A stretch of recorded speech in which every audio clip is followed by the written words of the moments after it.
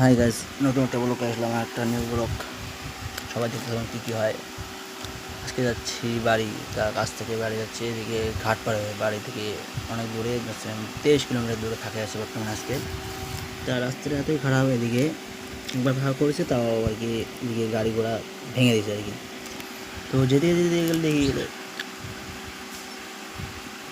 তো যাওয়ার সময় দেখি একটা ইয়ে চোখের মধ্যে একটা ডাল, বড় একটা ডাল আর কি চোখের মধ্যে লাগছে, যে আমি আসলে বন্ধ করিনি।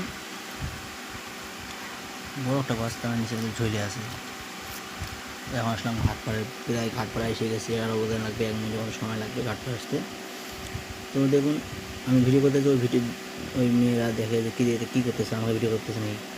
তখন যে না, দেখে যে না, ওরা আমাকে ভিডিও করতেছে না, নিজেকে ভিডিও করতেছে। তো দেখতে দেখতে ঘাট পাড় চলে আসলো। তো আমি একটু মোবাইলটা ইয়ে করে তুললাম। দেখতে ঘাট পাড় চলে এলো, ঘাটে নামে এগিয়ে অনেক উঁচু যাওয়াটা। তো আমি কিছু ভাবলাম না, দেখুন মজা বাবা।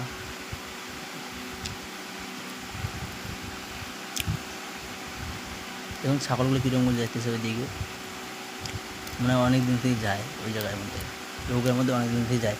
আর এই কাকিটা দেখি যে ঘাস আনতেছে ছাগলের জন্য। আমার কি, আমার তো আমার যাওয়া লাগবে।